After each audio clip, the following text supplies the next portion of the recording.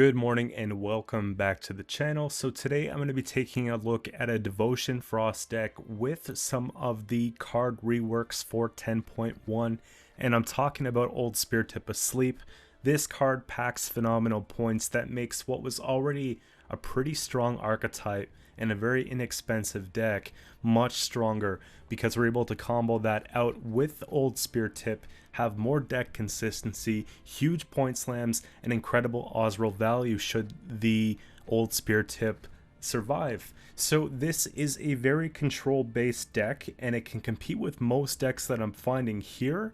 The only matchups that are extremely difficult in my opinion are going to be primarily the Colgrim matchup, and there are a couple other little tricky ones. Of course, it's never fun to play against Nilfgaard, but we can definitely manage wins there.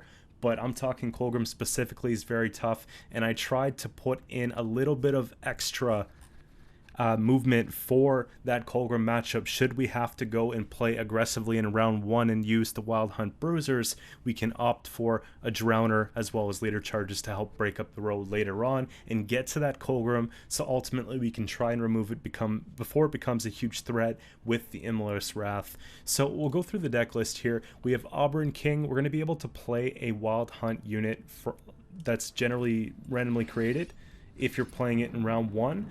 But if you're playing it in round 3, you have more of a choice. So we want to play this in round 3 because we're able to pick from 3 different ones and find whichever's most suitable to bring out. It also gets Veil, which is really good. If we're playing into, let's say, the Salamander matchup, it's nice to have a bunch of Veil on our side of the playing field. And then once we do that, whenever we play a Wild Hunt unit, it's going to be boosting it by 1. And with our leader, whenever we play a unit on the opposite row of Frost, we're going to be getting another boost by 1. So you can see how Auburn polarizes really nicely with the bronzes, and it really helps create a really good synergy, and it's very well priced for that. So we have this in here. Of course, Spear Tip, we don't necessarily want to play from hand. We generally want to pull that out with the Old Speartip Asleep. In the past, I would have used the Imlerith or Mamuna combo, but because this is so inexpensive as a tutor, and it even still has 6 base power, it just makes a lot of sense. And with Speartip, used to be 12 provision, now it's 11 provision, it just makes more sense to go with it this way. And next we have Aridin, so we're able to spawn Frost for a couple turns. With Dominance, we can increase the damage dealt by Frost by 1. You can see here with cards like Speartip and all the boosts that we're getting on things like the Conquerors, it's going to be very easy to get Dominance, Osril included, right, for the Dominance. So we're going to be getting a nice trade up on the Frost that we have. And I've played Arid in the past. I actually like the card design. I think it's fair. It's a really good card design. But now it's actually very strong because of the ability to keep Dominance so easily. So don't sleep on Aridin. It's definitely something you want to have in this deck here.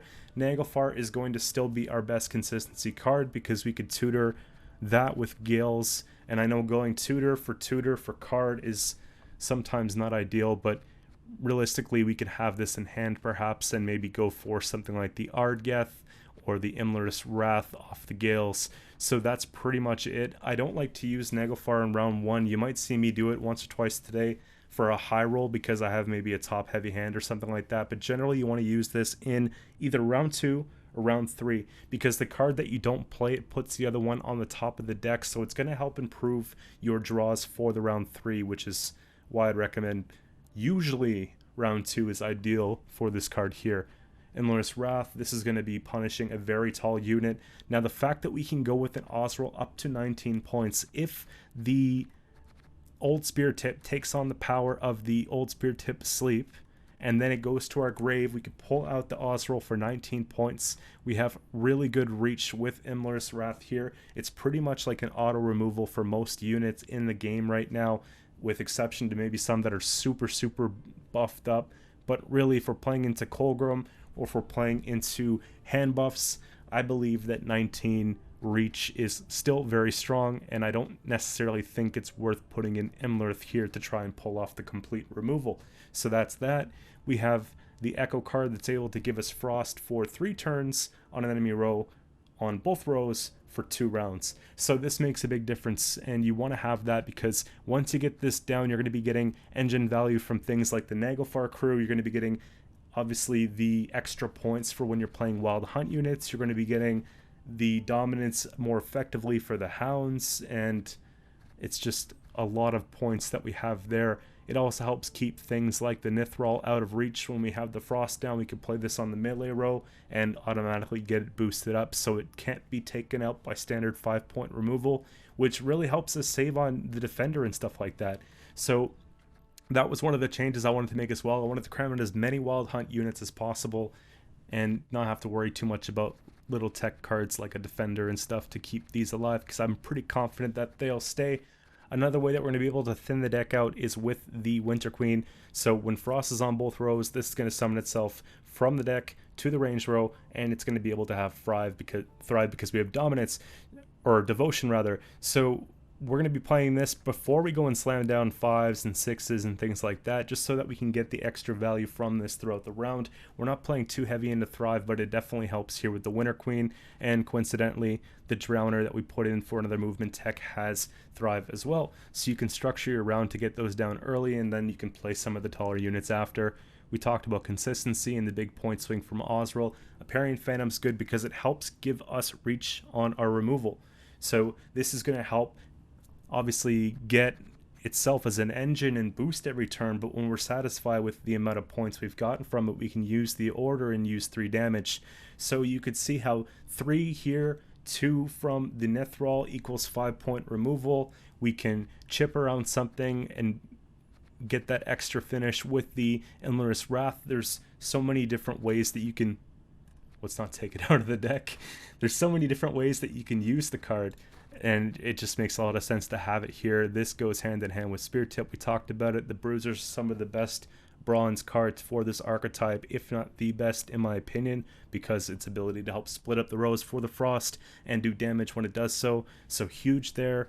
More consistency with the Wild Hunt Riders, so we're able to get the other copy summoned from the deck when we play this if we have dominance. So you could see here we have the Riders, we have the Queen, we have the Gales, we have the Naglfar, and then we have Old Speartip. So this is the most consistent that Frost has ever been as far as your mulligans and your hand draws. So if you didn't play it in the past because you didn't like the way of tutoring out cards, it's at an all-time best right now for that reason. So definitely give it a try if you haven't here.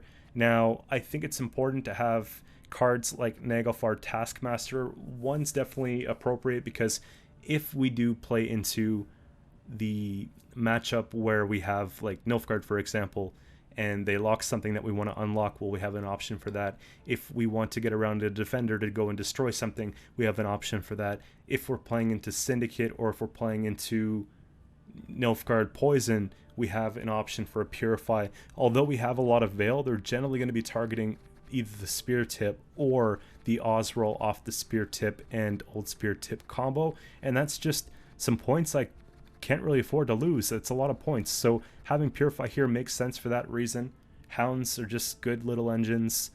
I wouldn't play them in most decks, but I think they serve a really good purpose here in Frost, sometimes in Kashi depending, and then of course Kelly is really notorious for having Wild Hunt Hounds. So that's pretty much the deck for today, and I went and I played 10 games.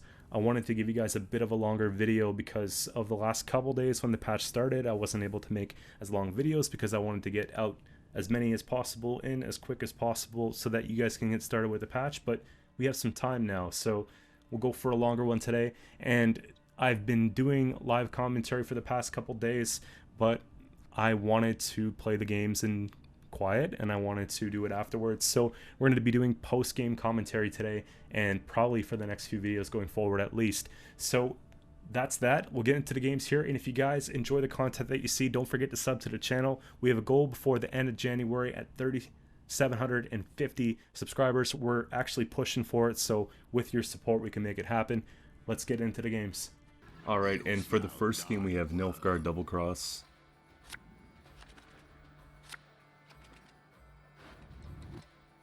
So we generally don't want Auburn in round 1. We kind of want to play that in round 3, or if we're being bled really aggressively in round 2. So we'll just go ahead and tuck that back here. I like the fact that we have 2 rows of Frost already from the Naglfar's crew, so I'm going to be tucking back the Ardgeth. And we can just shoot for dominance here. Because I have two of these, I'd rather put the tactical advantage on the one that's going to be a bit shorter. But surely tourney joust is a thing here. So this will be the second and last one we have, so I like to go ahead and boost it.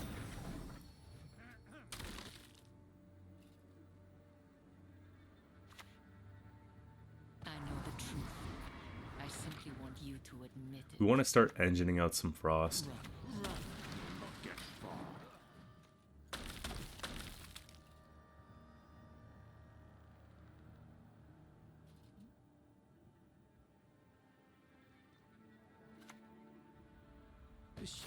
A fine vintage it would have These blade makers are like a lot of tempo. We do have the option to put frost on both rows here, and so if I was to take Gales into the Ardgeth, then we'd be able to have frost on both rows and then have the engine value from the Naglfar crew going forward, so it makes quite a big difference there.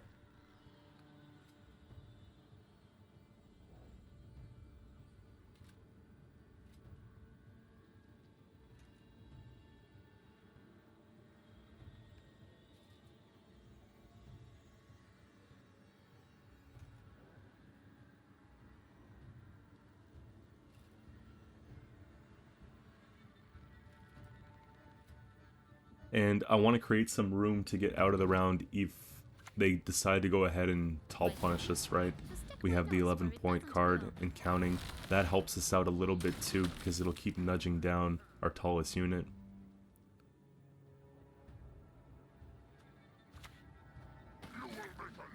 So we go for the engines every time. I want to split up the rows a little bit and then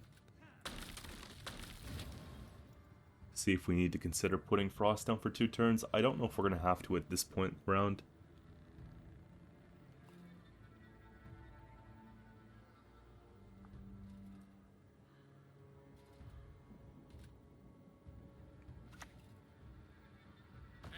We're setting up for a pretty decent tempo pass here. So that'll be hitting off armor in the back row. Alright, since the rows are split now, and we didn't have to work too hard to get it done, we can go ahead and take frost there. We have frost for 2 turns. They have frost for only the 1 turn on the back row, so now would be a really good time to look for a pass. If they don't pass, we're certainly passing here.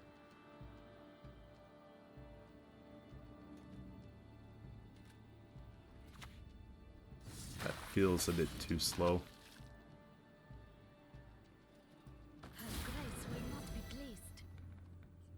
We've caught another taskmaster.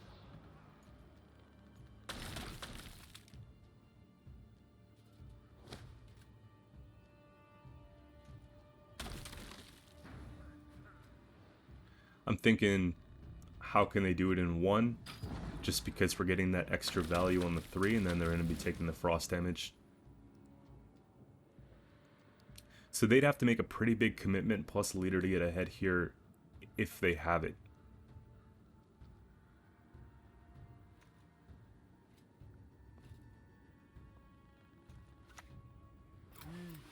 A highly curious case.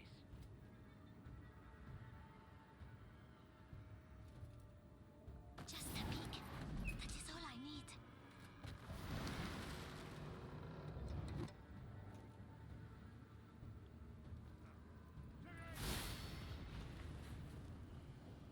It still doesn't look like enough. Because they don't have the dominance. On a pass here, the frost doesn't work for us. So that'll just do it for game number 1. Any last word? Next up we got Skellige, Blaze of Glory.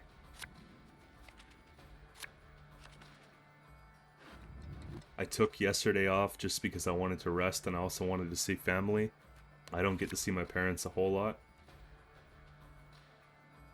So, you know, I think last time I saw my mom was maybe Christmas, and my dad it would have been 4 or 5 months. So, you know, these things are important, so decided to go ahead and do that. Just kind of take it easy for the Sunday. Played a couple games in the evening, got a nice early sleep, but now we're fixing the schedule at 7 a.m. right now. So today's video might be a little bit later, but I think it's important just to feel rested and rejuvenated, so I made it a longer video for that reason, because I knew it was probably going to be a little bit late. So we just start jamming cards. I don't want to worry too much about the boat just yet, simply because we have a couple things we could play with armor. I want to get the engines out there and that whole thing sorted out.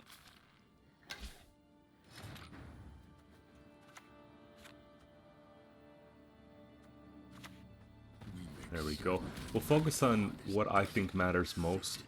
Get rid of the hunter first of all.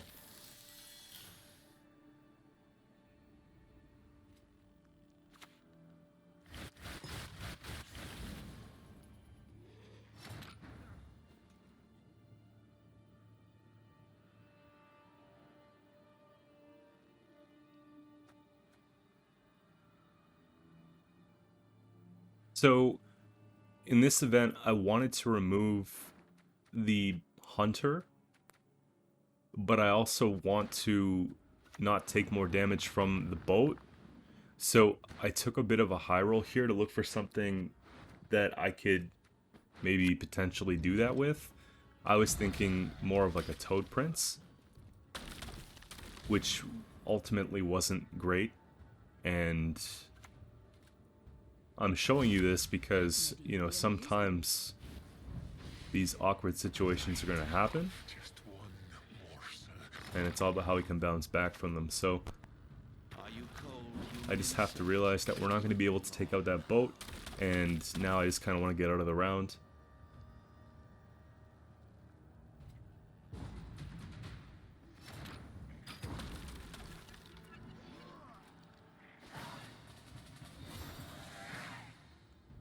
Taking Wrath on boat felt like too big of a spend, and then playing my whole hand into the boat felt like a big spend.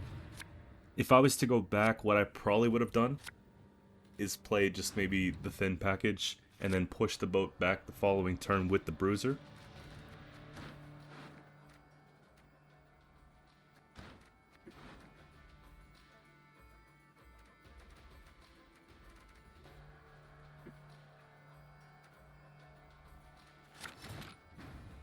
And so we don't really play into this round here. We need to recomp the hand quite a bit.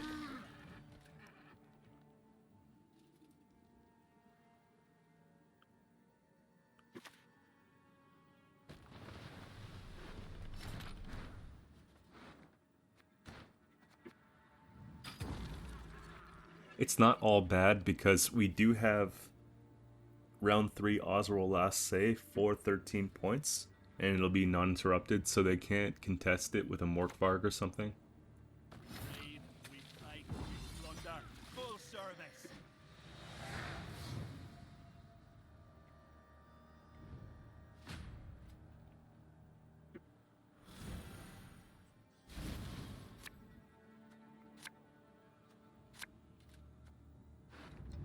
So that's not all bad. Winter Queen can go. Speartip isn't really good to me here. I value the Purify a little bit more.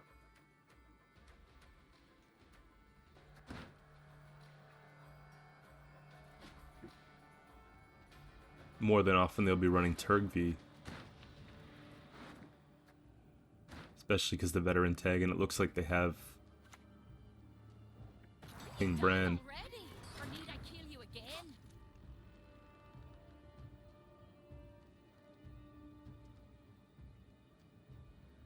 There's consideration to move that to the front row to basically get the Frost, to get the extra points off of Oberyn. Then we probably just go for the point slam here. We shall conquer this world as we have conquered countless others.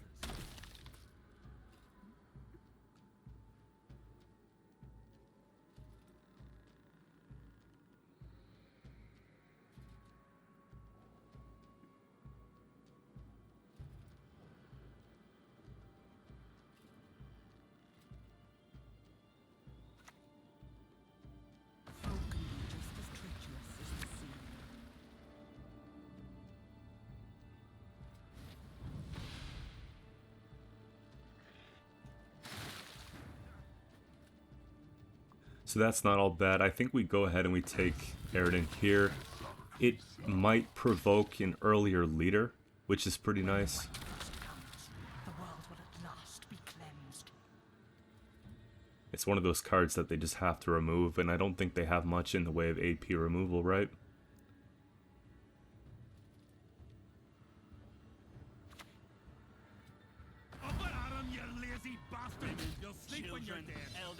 I want to remove Herald, but I also want to remove the Raider.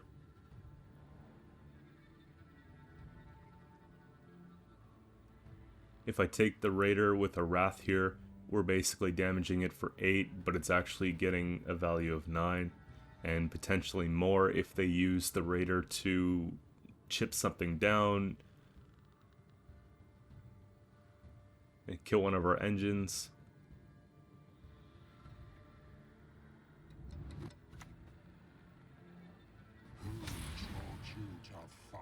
So we'll respect that. Now that Coral's out of the way, we could maybe start working on getting the Herald out of the way too. It's a little bit easier to do that. It's 2 turns with Frost on the back row. I love the smell of a burning village in the morning.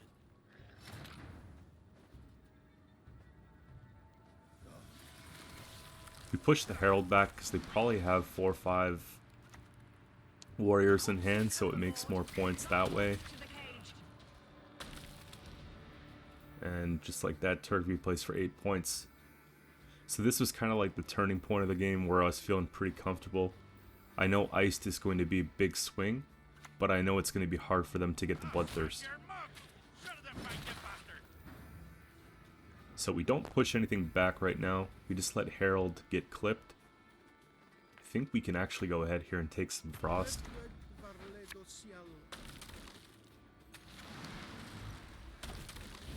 And then we can just start moving things around, go for the point slams, and go for the Osril.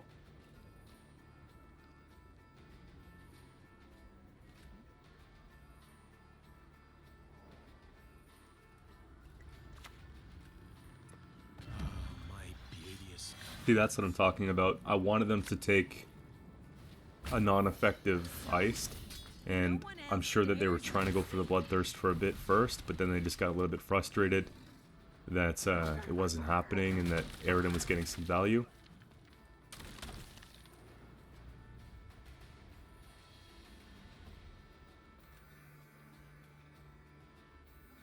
I do remember when I played this game yesterday, I took a very questionable 50-50 here. I pushed Fukusha back, not thinking twice. And that happened. So if I was to redo that and wanting to take the push there, it should have been something that wasn't 4P. It should have been maybe one of the 5s or the 8, like the Judah or something like that. Because we kind of just helped them there. Fortunately, I think that it doesn't matter, but I'm just pointing it out so that if you're playing the deck, then you can kind of keep that in mind. It should be last card Morkvarg or something like that, or Skjortl. And so it should just be a win.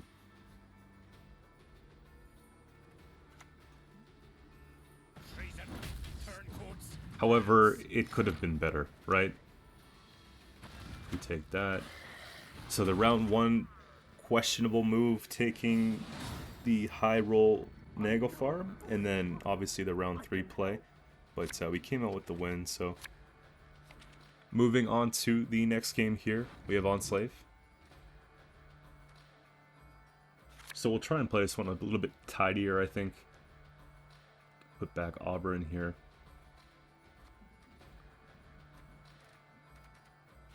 I'm surprised I didn't tuck back Auburn. I guess we don't have to play deep into the round if it is round 1 and we're on red. Generally, you're not going to play it down to the last card. Because if we're winning on even with Frost, they'll pass with room to defend the bleed. So that wasn't all bad.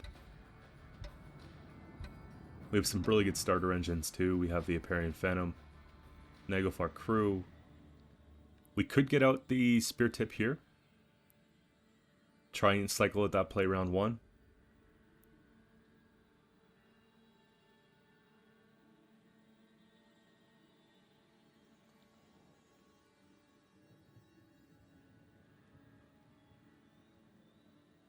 Could you imagine playing against, like... No, how would they do it? I guess... Okay, so imagine they, like, take a bribery and roll a Speartip asleep, but they've already yenned your Speartip. That would be disgusting.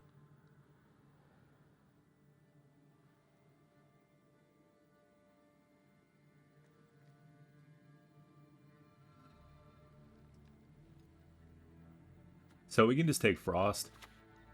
We've caught another target.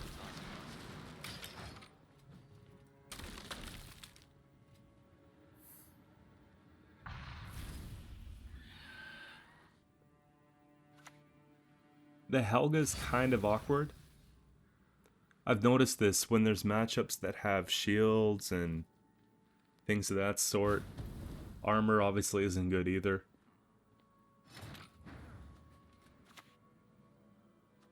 We get rid of the one that we can. But now we have to sort out this other problem here.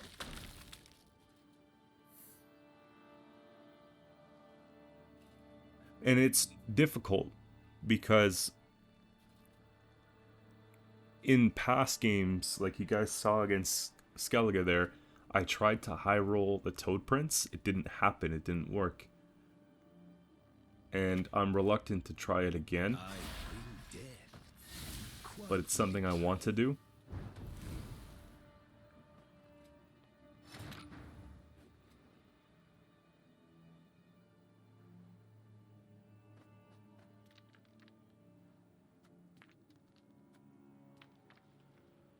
Sort of trying to prioritize the engines here. We want to get down to parrying, but I don't know if it sticks. In this matchup, it's very difficult if they had a Helga on the board to keep something like a parrying Phantom working. So that was a bit ambitious. I think that maybe next time around, unless I have a stratagem to boost it, I might just use it for points. Like, play it, and then use the damage right away. But we're keeping pace here. So I do have the ability to split up that row a little bit, at least with one unit, and then we can go in with the Ard Geth, so that's a thing.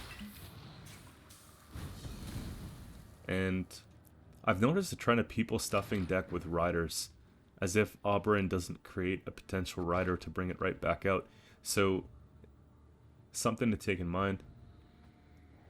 If you're a rider clogger, it might backfire.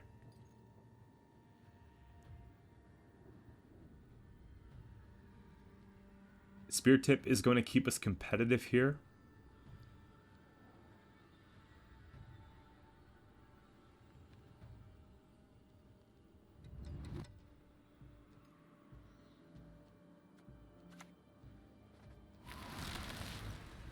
But that also helps split up the rows. I wanted to actually deal the points. There we go. So this will help us a little bit. They're obviously trying to protect the Helga.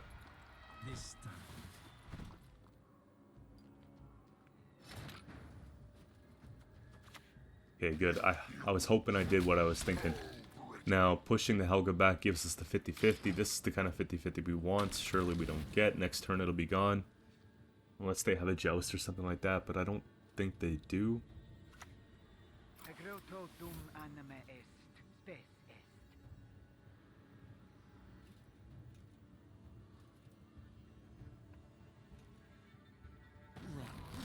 I'm fairly comfortable with the state of this round.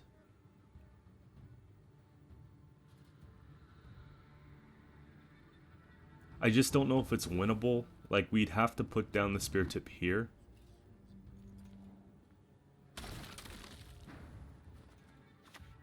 This way we can negate some of the frost off the armor. But they might just pass on us here.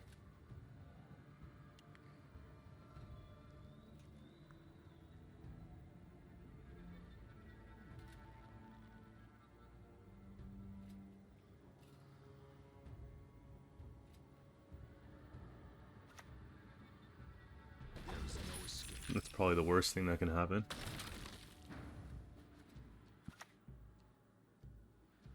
A fitting gift for our king. So I'm pretty keen on winning this round. Unless they go in crazy leader and they play a gold. Resistance shall not be tolerated. Okay. Well, we can still play that and stay ahead. Just like we did. We actually get the extra thrive point. For my collection. Seeing Shoop here is huge.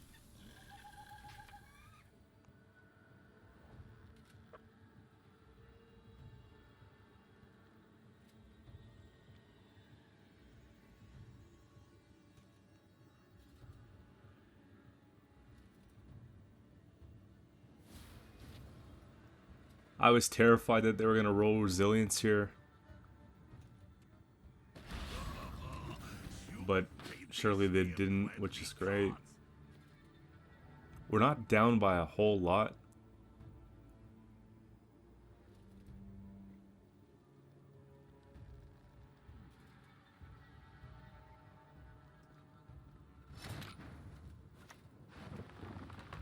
That's actually a really good pull. I think we want that.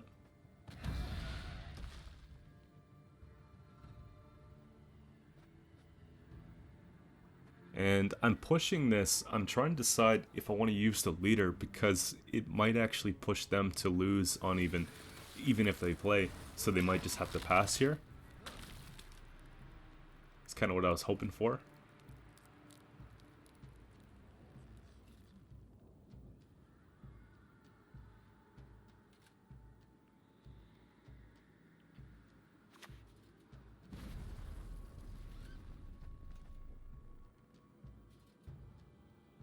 So Yen on Speartip's bad. Means it's not in our grave for Osril. We're pulling top deck into Osril. And the leader there, we don't have an opportunity to get ahead here. So we did see Arl and Shoop and Yen and leader. These are some pretty big commitments. We spent a few of our own, but overall I think it was pretty fair of a trade. Put back the double rider there. I'm actually a little concerned that they're going to try and bleed.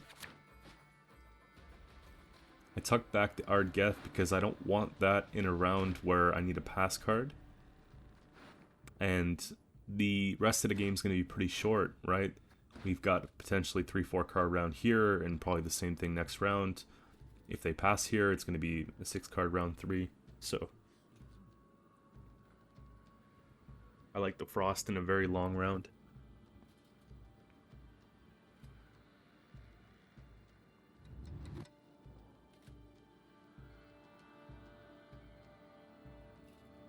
So this terrifies me. I'm thinking that they're probably going for Redea here because there's been a lot of those Shoop Redea decks going around.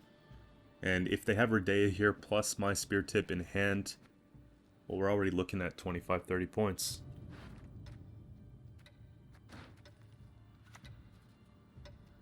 Here, please. Closer come. So we have to respect that a little bit. Your soul Maybe get the Frost down, start chipping away, and see if that's enough for them to pass. But generally, when you see Redea come down like that with an unused Crystal Skull, they're probably going to go for the bleed. I think they're deciding that 2-0 is probably the way.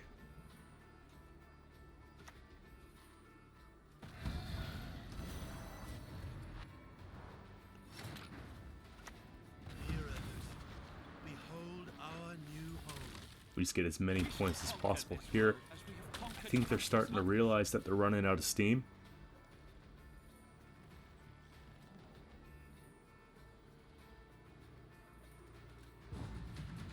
So we can just go ahead, drop a 7. We have our Osril set up now with the Speartip that they played, so we can use it offensively.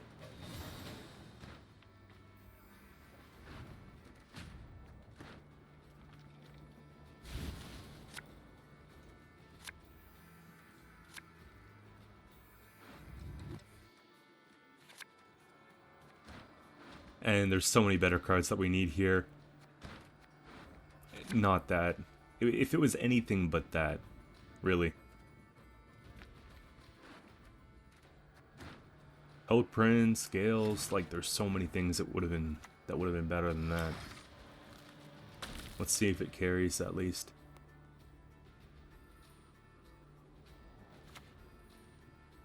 That's a nice tech.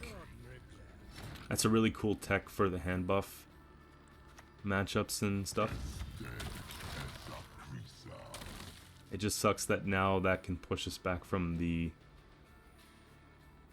dominance.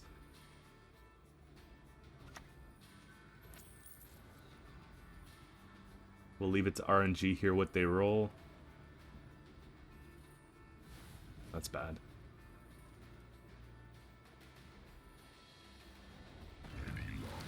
Fortunately, they played it on range, which helps the bruiser. So they played into that quite well. And then we have dominance, so things start working again.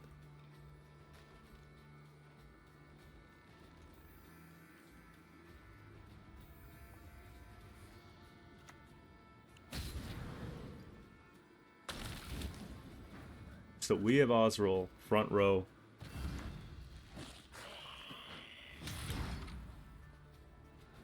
At this point, I'm pretty convinced that we win the game.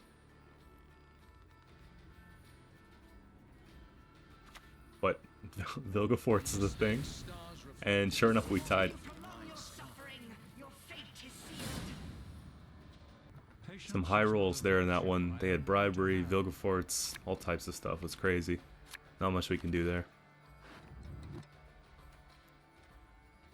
Now, this matchup's pretty frustrating. It's probably like the worst matchup. If you can't... You can always get to the Colgrim, but you have to have a tall enough unit so that when they play the Colgrim, you can destroy it immediately with the Wrath. And the issue is pulling into the cards that you need when you need them, because they're clogging your deck. So, although this version of Frost is better than past versions of Frost, where consistency wasn't really great, it's still difficult in this matchup here. They stuff your deck with a bunch of Naglfar crews, and in this case, probably cards like Drowner. So I know I have to play pretty aggressive. I want to see some big commitments early on.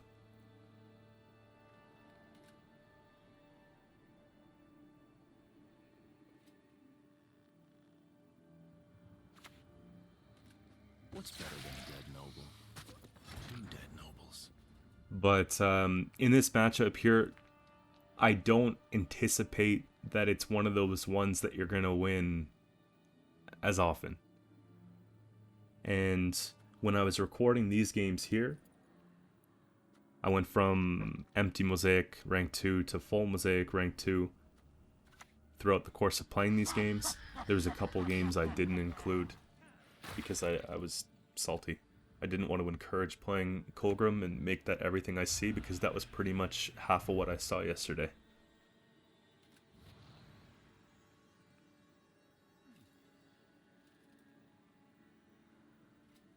Now, it's a little hypocritical because I enjoy playing Colgrim. Like, I played it once.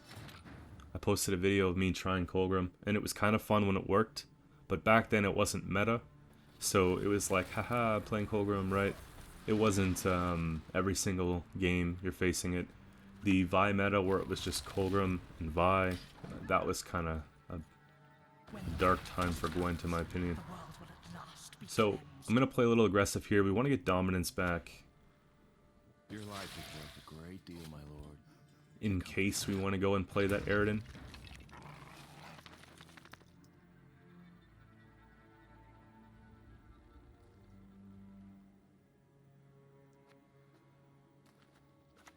You can also focus on Thrive here. There's an argument to push back to 12. It doesn't really matter.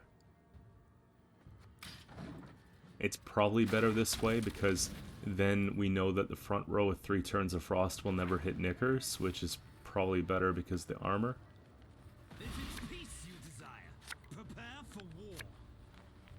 so they played into Frost a little bit here. At least the rows are nice and stacked. At least the Thrive unit gets hit.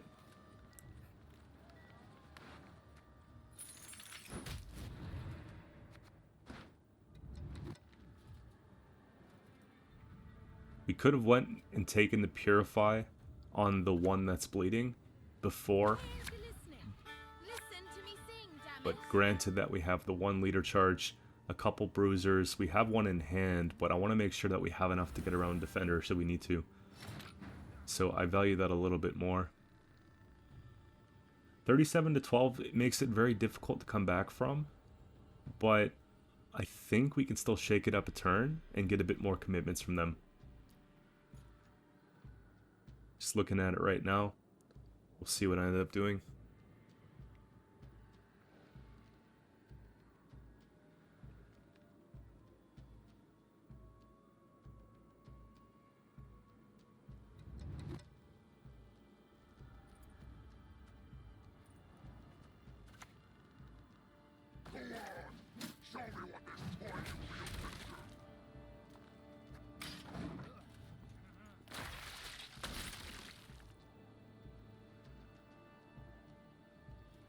Just pushing something back for a little bit more damage, I guess.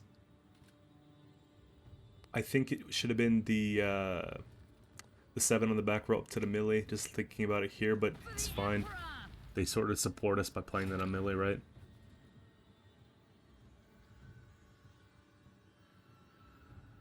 But looking at the round, it's a very difficult round to win anyways.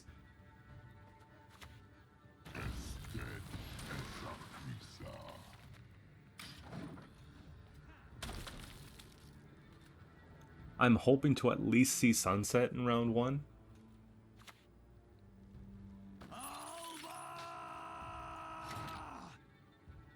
There we go, 45 to 47 to 26. We do have a little bit of room to gem another card.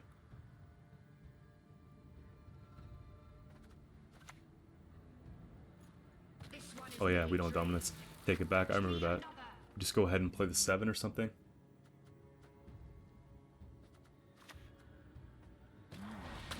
It's crazy how a card like that can keep it in reach. Thrive on the back row, the extra boost because of Frost. It makes them want to continue to play.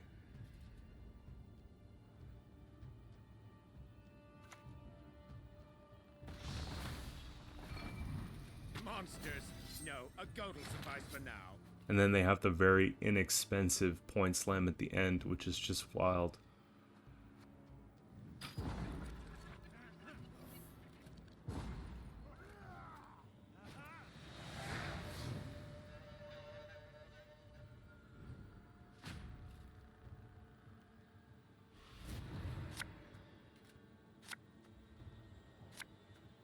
So this is what I was referring to. Just drawing into bad cards. Fortunately here we got a couple good cards. I don't know if we really want to mulligan back the Speartip, because we might not get the Asleep. We might not ever find it.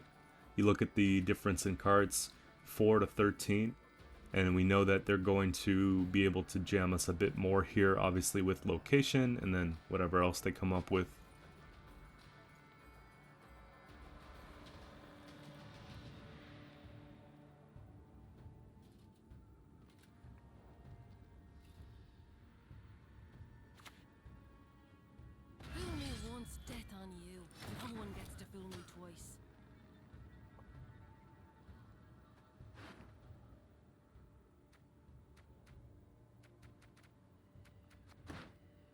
So seeing Maxi come down and not seeing them click location tells me that they're looking to play into the round a little bit. So we want to establish a bit of a presence in the round here. No good wine will come from here. Not And they opt to not.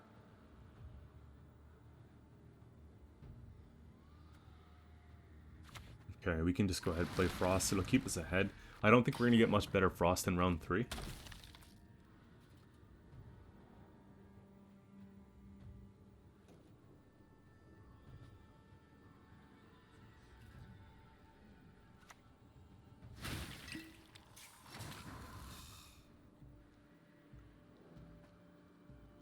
So, assuming they play Colgrim right now, then it's going to be getting the 10 boost per turn. And this is what I was talking about a bit earlier, is the fact that we only have a unit right now that's as tall as 7. So in this matchup, the Speartip with the Asleep has to line up perfectly in order to get that 18 point Speartip or 19 point Ozreal, which would be the ultimate solve for it. And that's assuming that they're not playing Renew Colgrim, right? So very expensive round out here.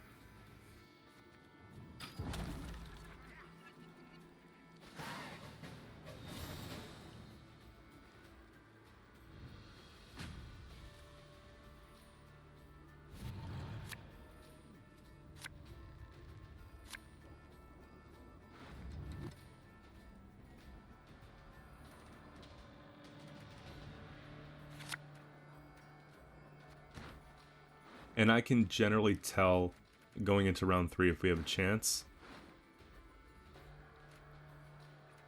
As I know they didn't miss any of their cards.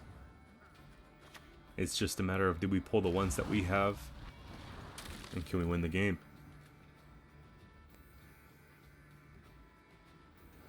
So we have to get this online as soon as possible, because that's going to help the reach with our Wrath.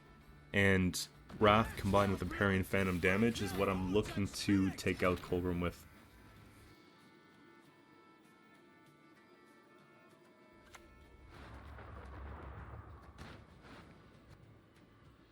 So we pulled something I didn't want to pull, obviously. We're looking for the Ozreal there.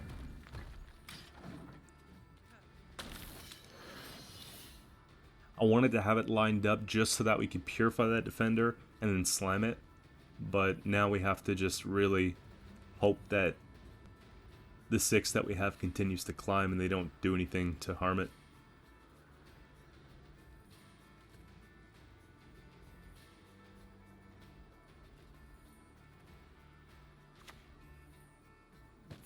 And so they know it's already been played.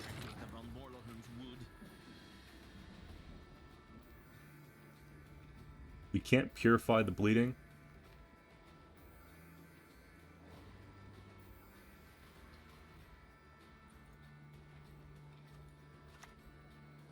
We've caught another. At least this turn. I might actually do it next turn because we're not afraid of a defender. We can push the defender the turn of and take out the Colgrim, so it's probably better that we save that 1 point with the Purify.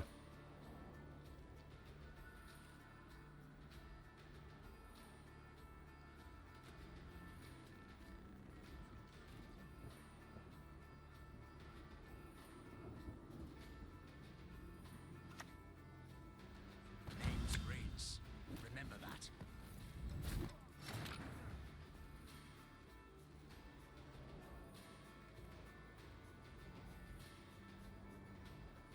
And there's 2 cards we want to remove here. Corpses overboard. Live ones to the cage.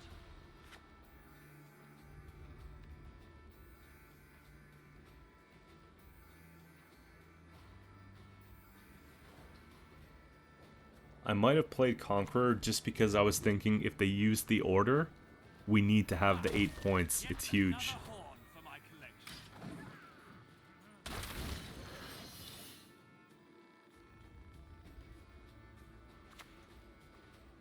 I demand justice. But it wouldn't have mattered. It would have been if they remove the Phantom, we just lose the game.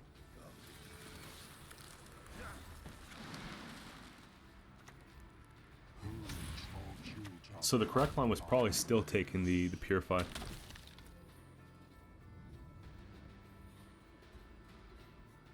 But because that's resolved, we should just win here.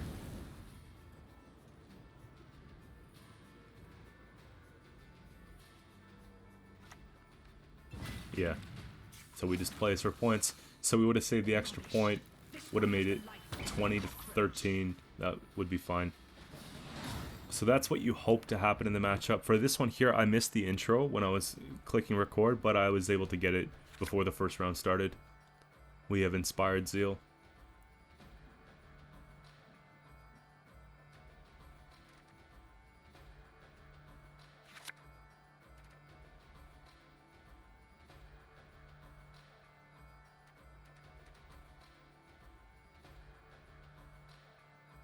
It's a nice engine-heavy round 1, which is great.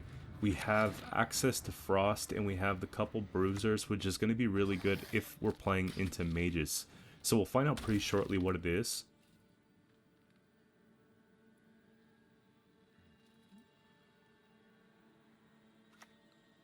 Defender comes down, kind of an indication here, right?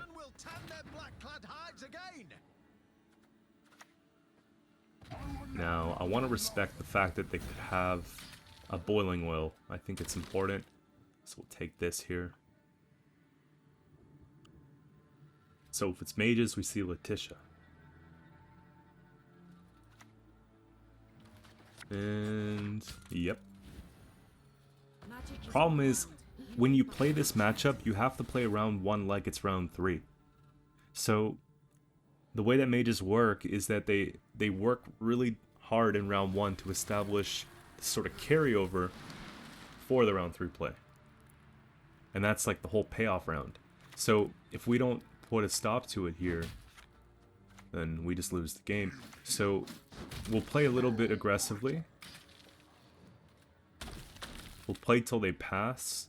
We'll try and make sure that they don't get patience beyond 4 on, or 4 going forward on either of their different mages, so that the alumni aren't really doing a whole lot.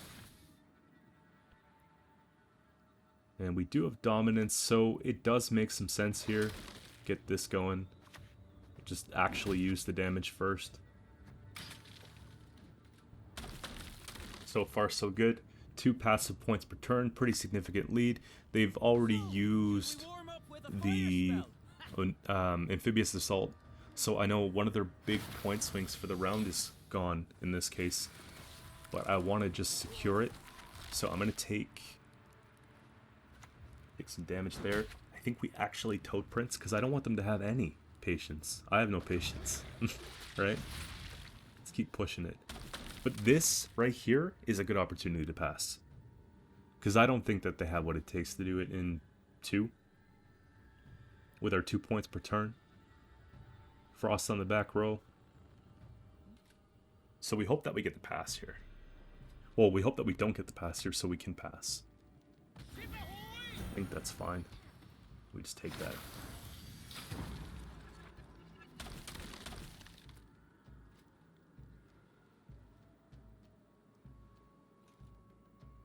Now they might have a duel, but you'd think if they had a duel, or like Rafford's, they might have played those by now. Yeah. It's not going to cut it. Because now we're guaranteed at least getting card advantage going in round 3 more than likely. We just keep climbing.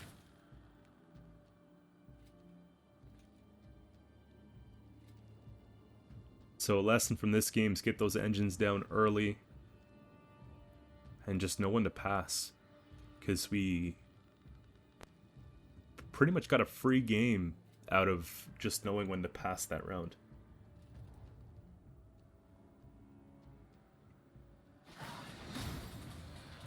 And so you probably were curious what it would look like in a Frost Mirror.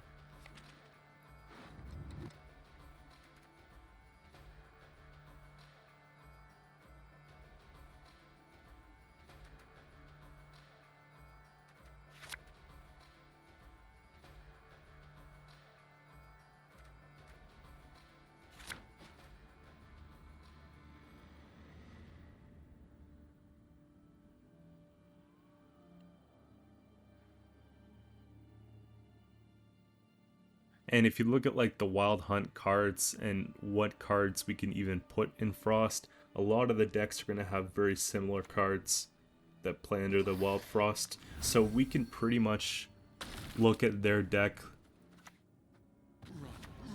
as if it was like our deck. 9 times out of 10 it's going to be Devotion, and there's going to be a lot of the typical cards, typical thinning packages. Most monster decks right now, we're going to try and experiment with a way to put Speartip in there, so we can just do our deduction that way. And I kind of want to swing in round 1, see if we can get some good commitments here.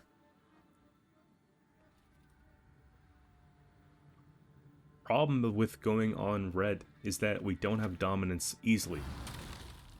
They get to go first and boost up their unit. It gives them an advantage for the round that's really big. So it makes things like our Eridan and our Hounds and our Riders a little bit more difficult to pull off here. We're starting to trade engines. I'm glad that we're getting that at least.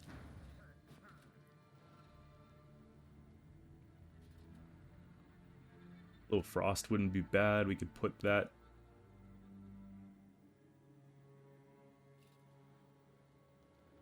Or we can put, yeah, Drowner's not bad either.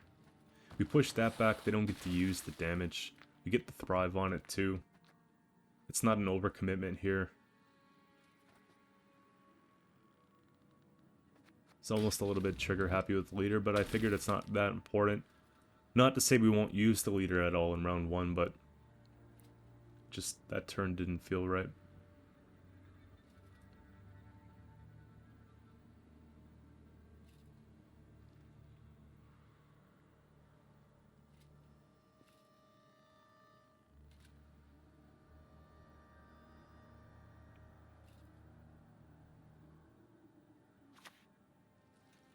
King Oberon, for Tyr the Near.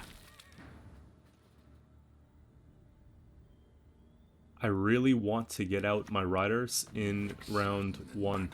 is ever sated.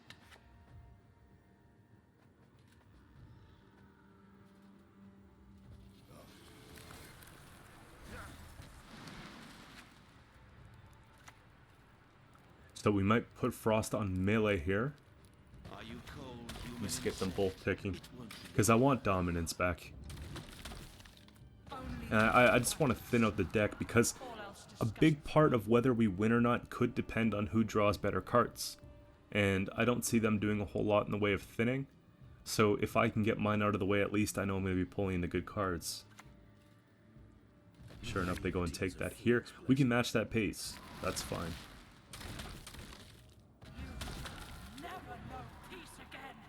I'm just going to set the bar higher and maybe put down Eridan here. Rock the Thrive, we get the 3 damage instead of the 2, and that can make the difference of a round. If they have Eridan, it means they probably have to spend the Eridan here in order to contend, otherwise spend something else that's pretty expensive.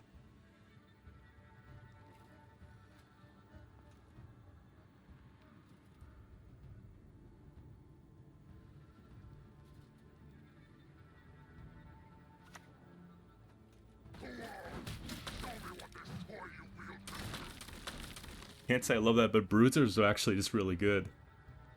So putting that down to stay in the round is huge. They have 8s, we need 8.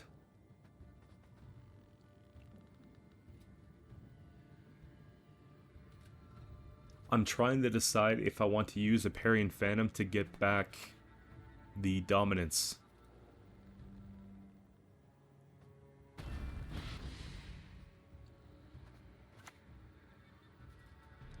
So that's what that take was for. Because then it turns off the engine beside it as well. And they picked the perfect time to pass. Because that'll put us just shy 1 point. Yeah. They finessed me a little bit here. But it actually works out quite well. Because if we could top deck into Ozral, we have a really good tool to bleed.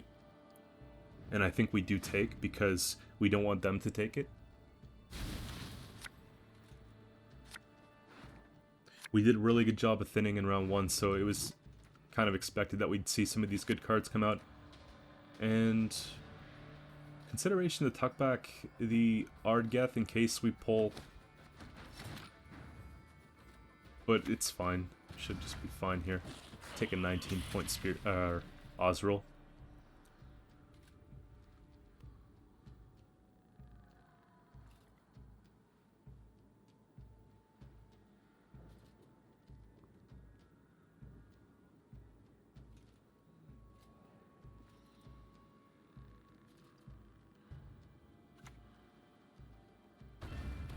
That's perfect, so we can just shut that down.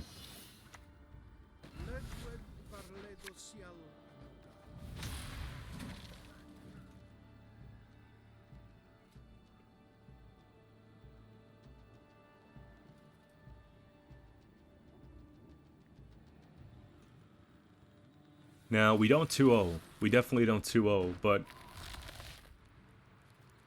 we make round 3 shorter, less hectic, and we trade. That's basically it. So, we'll do our best to do that. Nithral's okay. Problem with playing Nithral here is that it doesn't boost when we play it. But if we can get them to push it back, then maybe we have an advantage. 1 leader charge to none.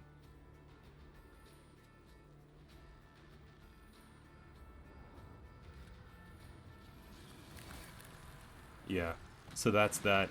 That would have impacted whether I stay in the round or not. Because if they would have just played another card, I would split up the rows, put Frost. You know how it is.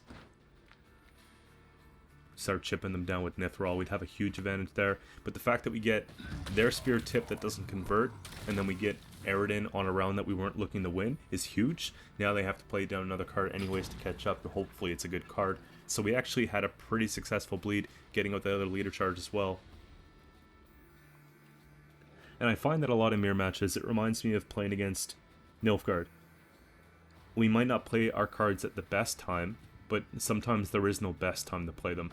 You just have to go in and play them, right? And in this case too, it even cost them to have to play something like the Rider, because maybe the other cards in hand are gold, and they weren't able to take the complete thin. So we actually thinned out to 8, and then counting the ones we draw here, we did a little bit more effective job of thinning out. Now we just have to see who top decks a bit better. And we're pulling into Toad Prince. And I want a Bruiser badly. A Bruiser or a Conqueror, and we should win. I don't know how I feel about the Hound. Okay, I feel pretty good about this hand. And we can just play against the coin.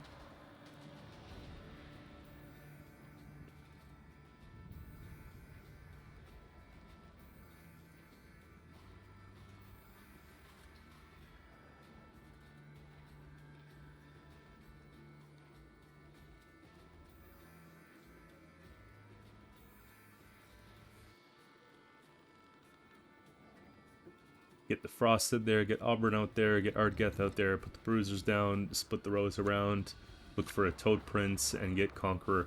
It's kind of the play. Seeing Speartip here is kind of the problem. We don't want to kill that because it makes their Osriel better. So we just want to nudge it down a little bit. We want to get this out here, get the most points possible. We can't push it back. I wish it was move a unit, because then we can just use it on ourselves and we wouldn't lose the points here. But this will be the most points, and I guess that'll do.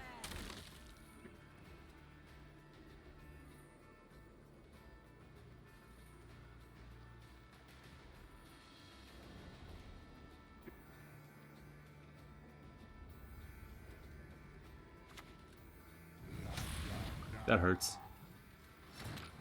Even when we boosted it up too, it made it a bit better of a wrath. Their hair, so silky.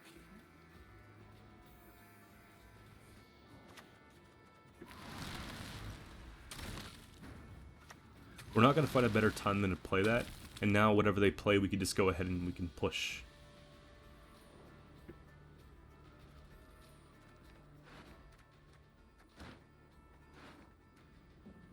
So here's the problem too, is that we could essentially go in with the Toad Prince next turn.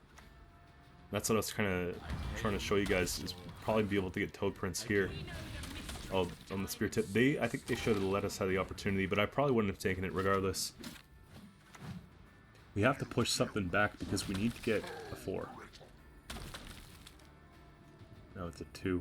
So Toad Prince is not really going to be too good in this game. Because the Speartip will go to 5.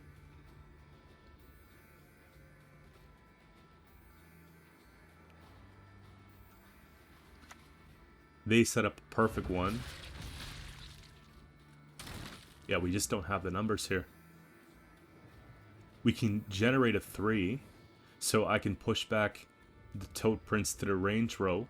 It'll damage it by 2. Oh, there's that too.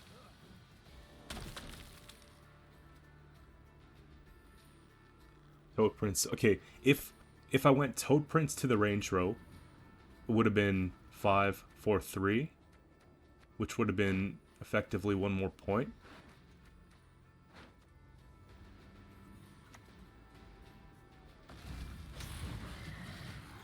And then we would have...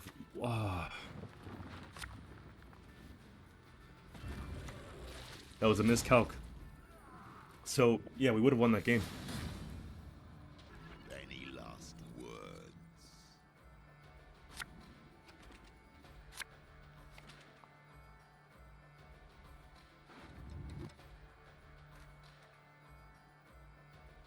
These small little things make a difference here. But we have Kelly up next. More than likely, I've been seeing a lot of Kelly going around.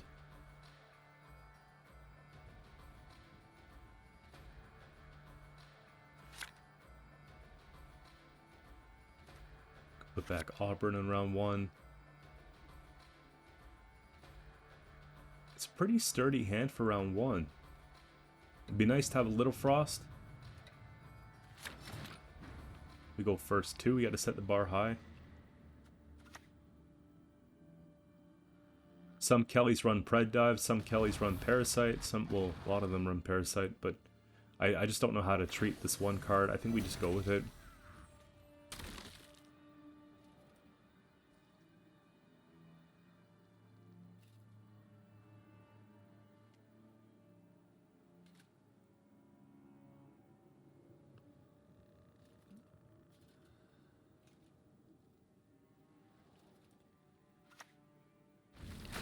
That's something I can live with here.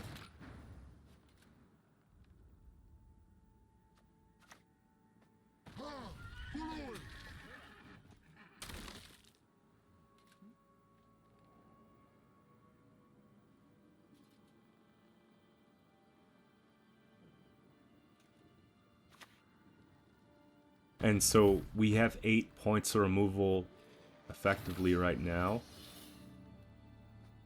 It would make sense that we go and we take that, because a lot of Kelly decks right now are bringing back units from the grave, and so we don't want them to bring back that 18 points and just replay that time and time again, right? Makes a big difference.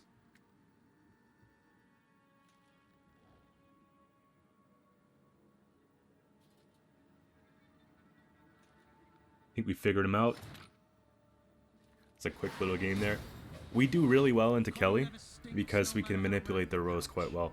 So as the game goes on, if we're to run into that matchup again, I don't recall if we do today, but it's a fairly easy one to contend with because they have some row locked units, and we can just get around defender, push Kelly back, and so forth.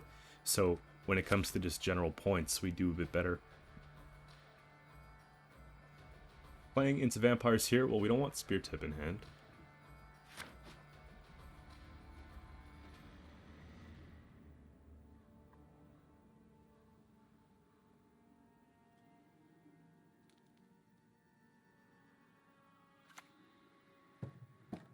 So nice giveaway here, non-devotion.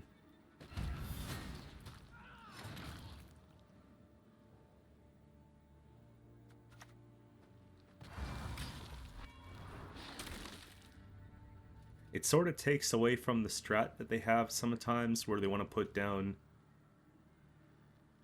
the flutter and just go ahead and click their leader and just get that crazy point swing. But wouldn't be a bad idea for them to have the ceremonial dagger stratagem, just so that they don't have to use the leader in this case. They can't unveil regardless, which is nice. I think we want to shake things up here. Are you cold, human insect? And I'll use, because I know that a lot of this deck revolves around the flutter, and if we're able to remove one of two,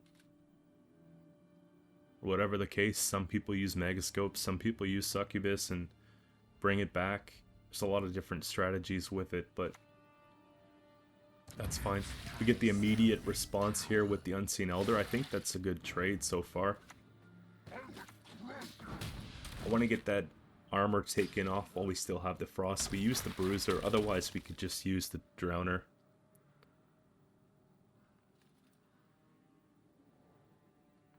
And I'm just looking at the likelihood of us pulling into the Ardgeth or the Gales. Try and decide if it's worth it. We have 2, 3, 4, 5, 6, 7, 8. So it's... But even Eridan's not bad here too. Normally I don't take in round 1. We'll just push that up, honestly.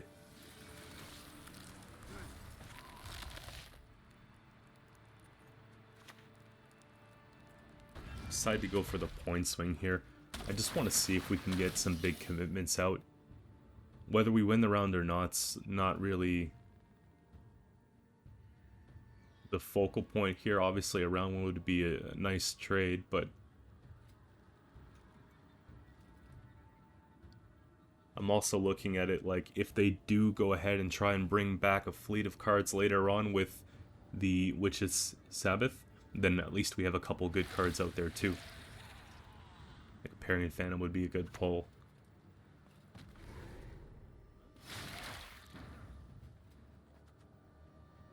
Okay, we have to set up shop on some Thrive here.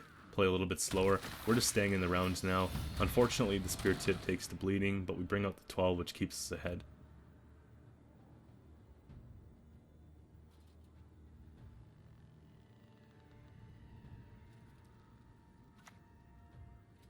Pain?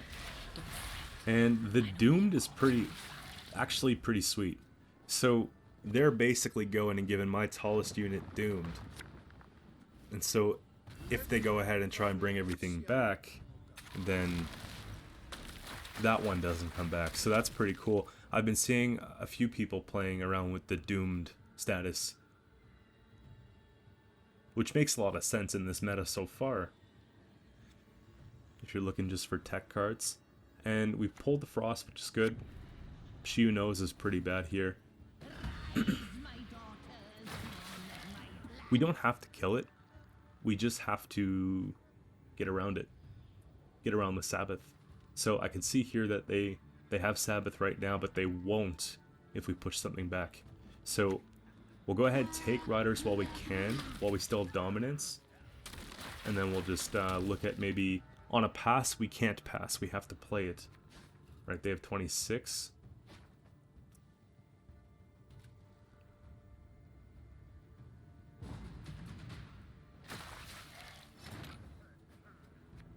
$27. So we gotta push something back.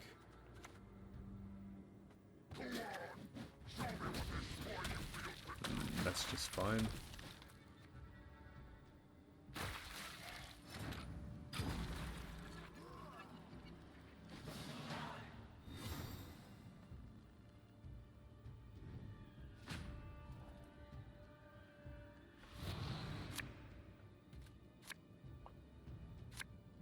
So they didn't establish that carryover, but we established round control, and I think that's very important, because if they go and they won that round, they would just be able to go and bring everything back and just give us a very hard time. So we dodged that bullet there. Conqueror is okay, I guess. It's not great. The Veil is kind of nice. It's really cool how they actually got to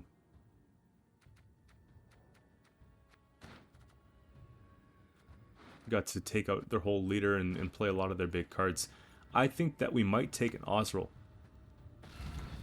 And I want to play it more offensively here. We don't have a Speartip, but we do have their She Who Knows.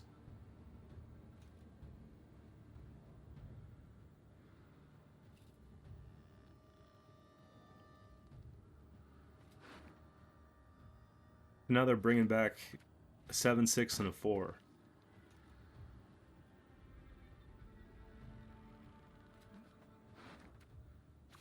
We've got the 4, the 5, and the 5. So it provokes an early Regis, I see.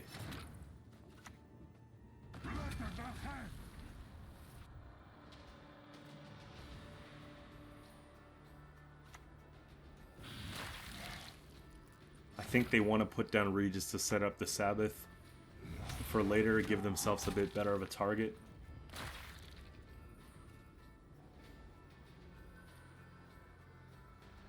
We should be able to get out of the round on this turn. I don't think they're going to want to bring it back. There we go. That's good. Conqueror might not be enough. It might be. It's not a bad trade because we do have the 2 damage off the Nithrall before it goes. We have 14 to 3. We lose 1 point here, so they have to do a pretty big swing of points in the one turn. But we certainly don't play the Ardgeth. That would just be throwing.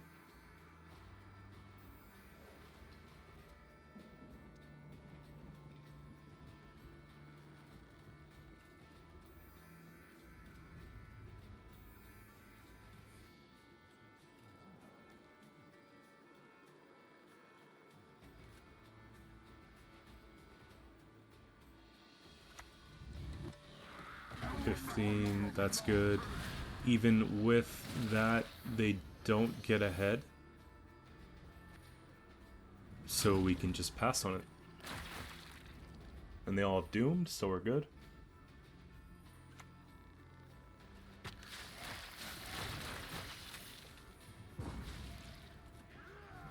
So we have some good cards left. Don't think we keep Frost necessarily, but there is consideration to keep the Frost because it kind of helps us play a little bit less unit oriented. Okay, we need Auburn badly.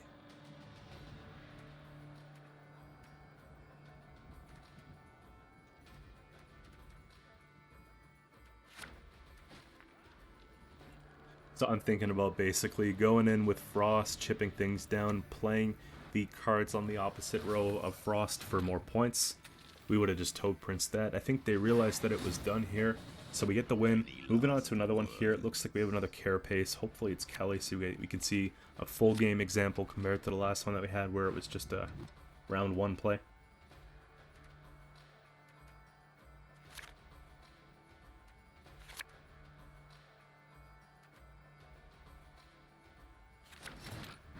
Breaking Riders round 1 in hand's not a good look. I'm just showing you guys there that we have that. So we'll just go in with this here. I want to start chipping away at things, so...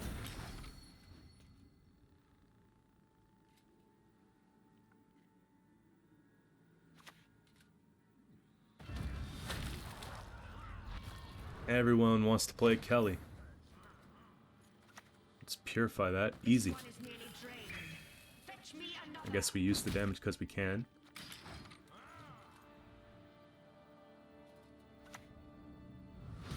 Kind of takes our dominance away, but it's not too bad. So we can go Parry and Fam here, we can go Crew.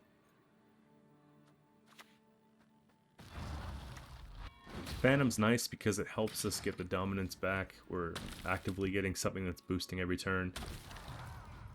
2 leader charges out of the way. Kelly coming down. Well, they asked for it.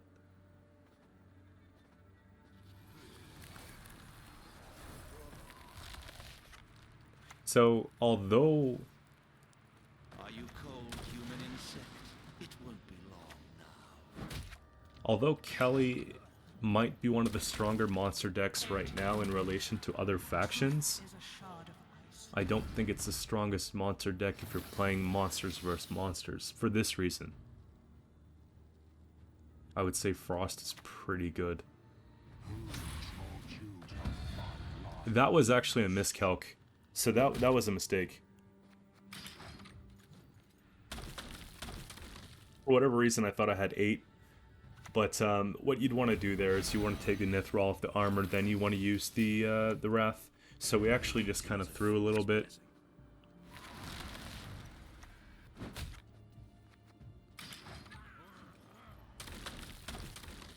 But it doesn't mean we just quit the game, right? Mistakes are bound to happen, you play through them, you see if you can just overcome them. So here we have it. And because of that move, though, it really costed us. Like, it made it so that we now have to struggle to find a pass. So the second we find a pass, now we have to take it. And it looks like we're probably going to get it here. Move those hooves! Or won't be ham!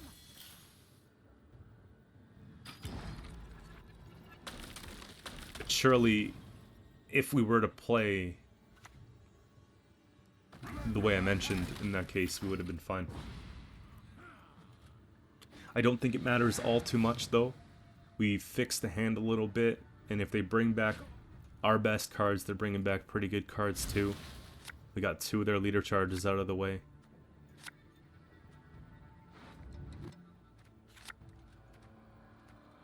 Rounder's a little bit slow. We have the Bruiser, so we can just take that. And so what, they just go and they try and take away all our good cards. Yeah. I thought about using a leader charge here to push that back, but I decided that it probably wouldn't be worth it. We can just maybe take one of theirs, take the biggest one. I'm not worried about Kelly. Kelly's the easier part, so we take their tallest unit.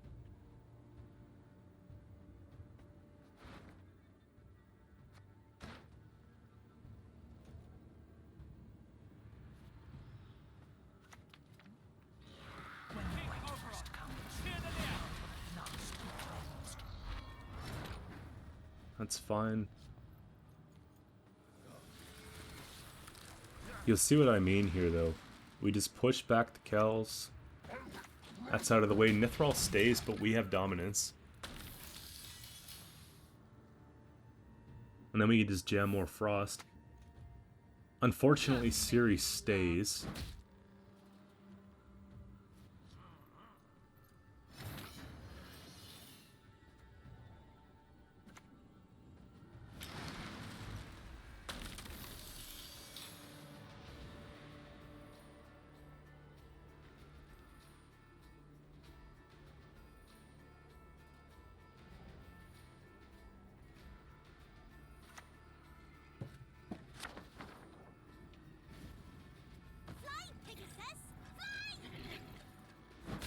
I want to have some cards left for round 3, so I'm trying to value the Eridan here and keep it in check.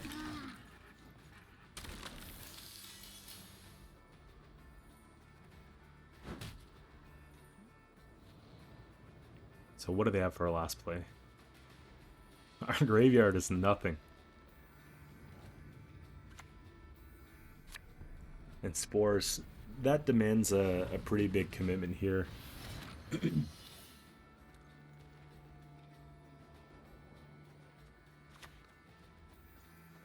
It's like a big point sling.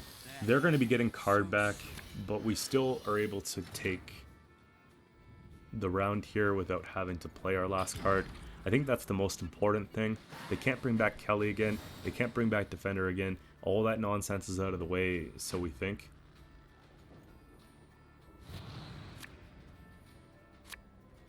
And we top deck pretty well. We still have Speartip in deck, so that's huge. I'm trying to decide if we want the Bruiser, but there could be worse things. We still have the ability to get Frost, now we just have to hope this sticks.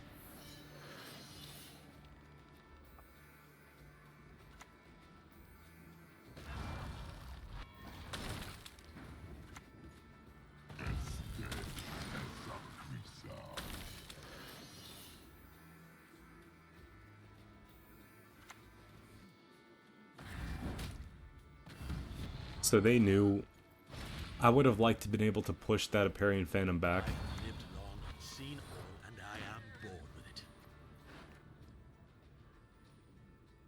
Damage is probably the most effective thing here. And this game's pretty much done. It looked close, it wasn't very close, and that was even with a little bit of an error in round 1. I'm just going for a pass here, like we both know it's fine.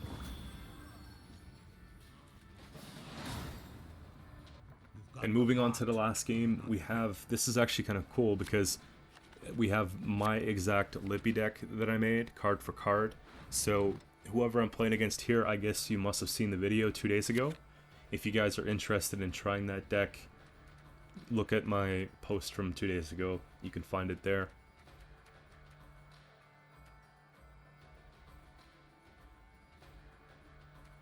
And I'll try and give you some feedback on things that I've noticed about the playing of the deck as we play the game here. Because I do believe it's a strong deck. I just think that this game could have went a little bit differently.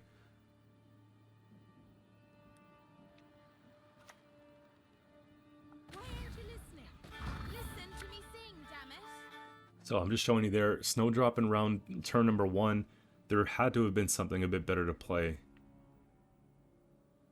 Because you want to get the Snowdrop when you can pull 2 cards so that you're getting the extra boost off it. So we lost a couple points on that turn.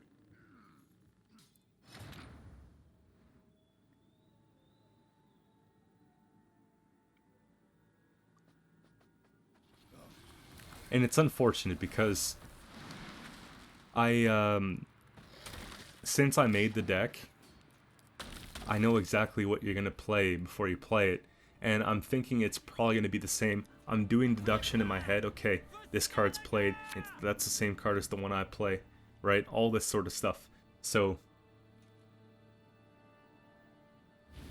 now I like that the blue boy's coming down, which is going to be taking some of the damage here.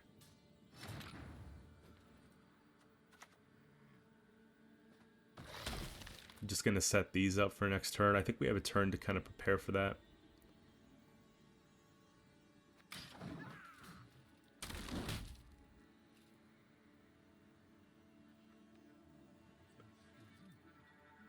So one of the issues though with Lippy is that you often tend to cram your front row. So when you're playing cards like Blue Boy, you don't want to play them on melee. And you want to try and get out like the Burna and Coral a little bit earlier so you have kind of a say of what's going on with your rows. Just so that if you're playing against an opponent who can clog them, it's a little bit less difficult for them to do so.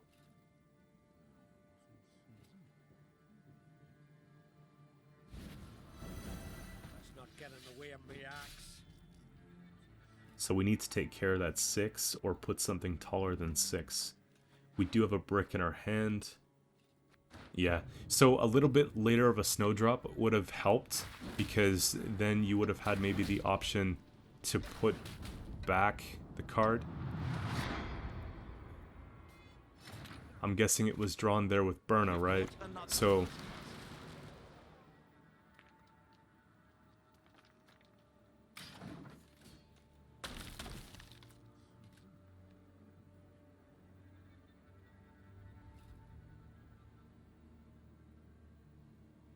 now, I know that I can't pass here, but I also know it's a little bit tricky because they have lots of points. I guess Haffer went down on melee so that they can click it and get the rain damage. I probably still would have played it on ranged just because I haven't seen a Cirrus then. So when I see this, it tells me that, okay, the opponent probably doesn't have Cirrus. They must have missed it all.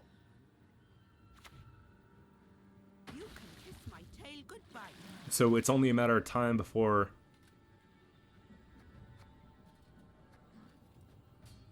we could start climbing ahead here and getting some good value.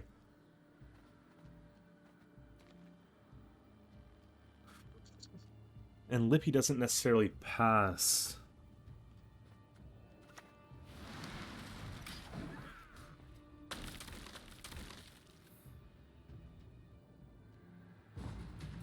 but in this case, I think they have to. We still have reach, which is why I played. And even if it means playing Speartip from hand and taking the combo for later, I think that's fine.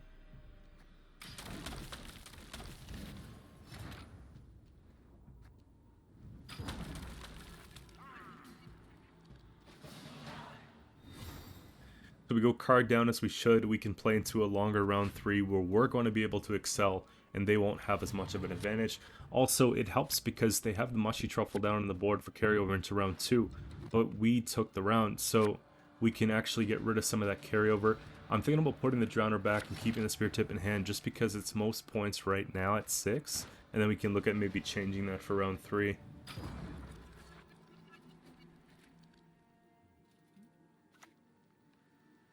promise you a quick death.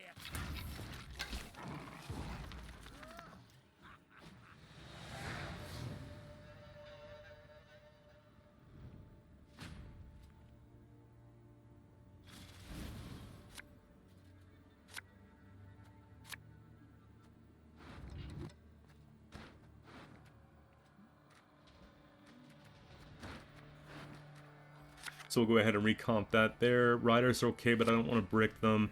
We have the Gales for the Wrath. The only thing I really wanted to have here, obviously Nithral and Toad Prince would have been huge. So the Cirrus round 3 is not the play you want to take because you want to be able to take Cirrus twice throughout the game. So I guess the draws just must have been pretty unfortunate in round 1. Didn't see the Coral come down either.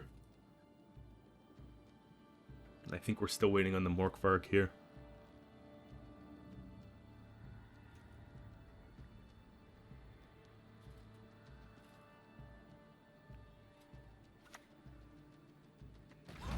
Is that a challenge?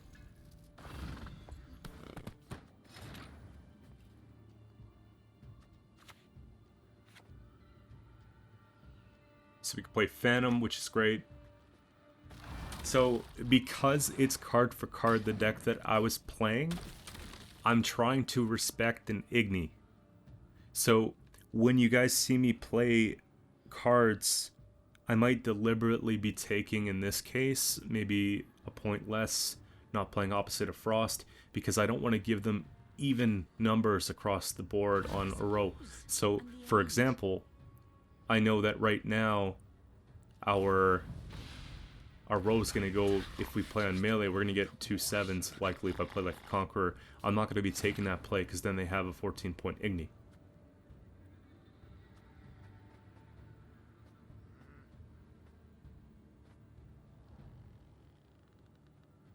Push Coral to the front.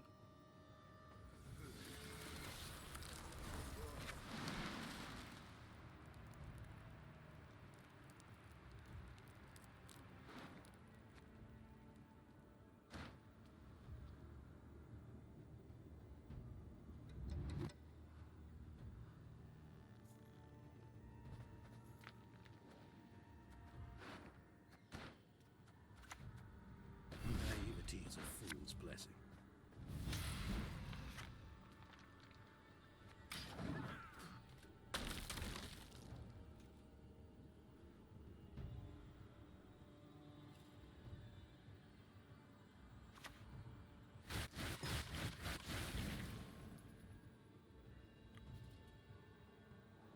Just checking my phone here.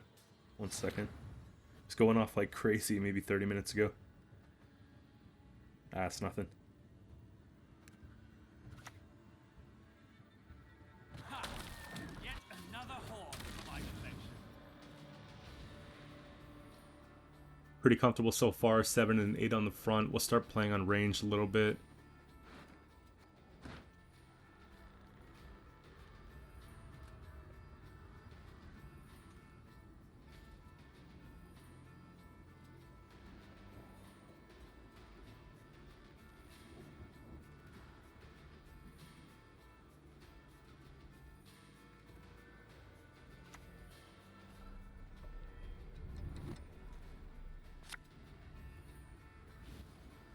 I like you whether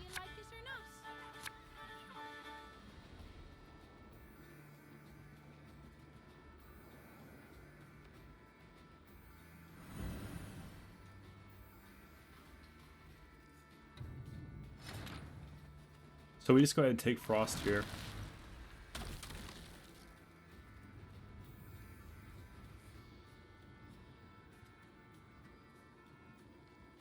Nothing crazy. Blue boys there. Come on, let's go.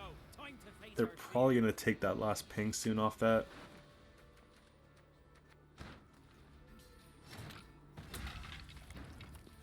I'm thinking about whether...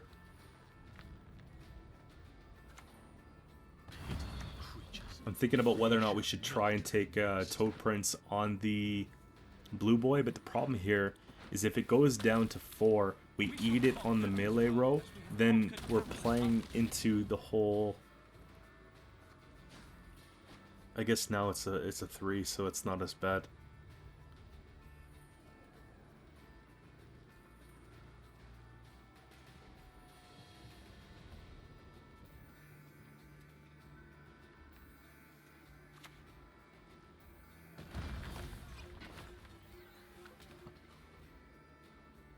Oh, how wonderful! You speak our tongue.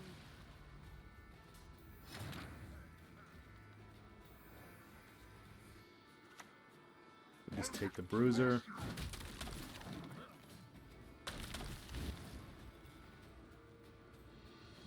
I know they might click that, but there's really nothing else we could push that's going to get maximum value, so we just take that, I guess. Snowdrop would be a consideration, but I don't think it matters that much. And I'm clicking up the side here. I'm looking at how much points are on our roll because, again, we know what's coming. In this case, you gotta play the half room before you click the other half room to get the extra 2 base power points.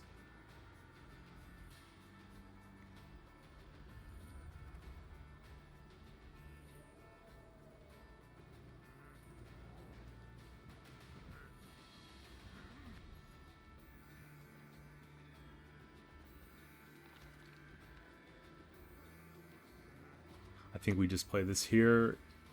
It puts us at 21 per row. So they have an Igni right now worth either 8 on the front row or 9 on the back row.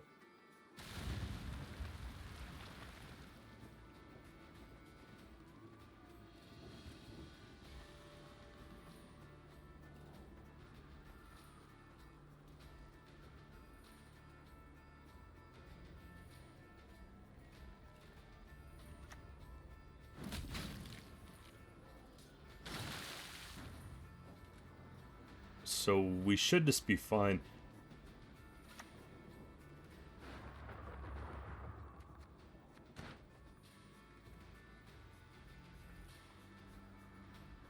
We just take the 6 for points, or we can, because the 6 for points has the armor, but this we have the damage.